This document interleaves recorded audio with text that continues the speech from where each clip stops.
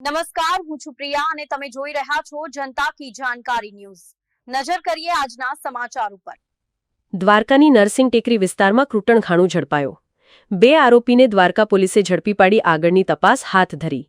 છેલ્લા લાંબા સમયથી આ કૃટણખાણું ચાલતું હોવાની બાતમીના આધારે રેડ। કૃટણખાનાની આ રેડ દરમિયાન એક મહિલા અને એક કિન્નર હોવાની વાત સામે આવી।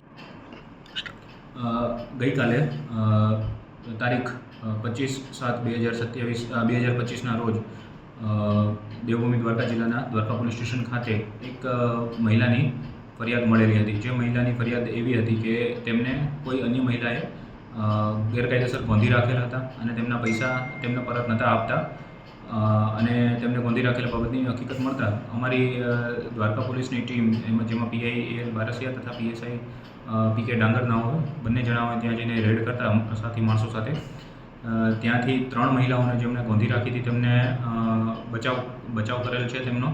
ત્યારબાદ હકીકત એવી જણાવેલી હતી કે જે આરોપી મહિલાઓ છે જેમનું નામ છે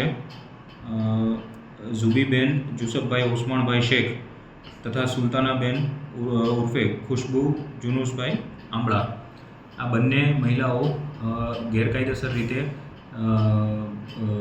મજબૂર મહિલા જે હોય આર્થિક રીતે મજબૂર મહિલા હતી તેમને બોલાવીને તેમના પાસે વેશ્યાવૃત્તિનો ધંધો કરાવતા હતા અને જોર જબરદસ્તીથી તેમને ગોંધી રાખેલા હતા। આ બાબતની ફરિયાદ મળતા તેમને દ્વારકા પોલીસ સ્ટેશન ખાતે ફરિયાદ ઇમોરલ ટ્રાફિક પ્રિવેન્શન એક્ટ હેઠળ ગુનો દાખલ કરેલ છે। તેમજ આ ઉપરોક્ત બંને મહિલાઓની ધોરણસર અટક કરવામાં આવેલી છે। તેમજ આ ગુનાની તપાસ હાલ પીઆઈ એલ બારસિયાનાઓ દ્વારકા પોલીસ સ્ટેશન ખાતે ચલાવી રહ્યા છે।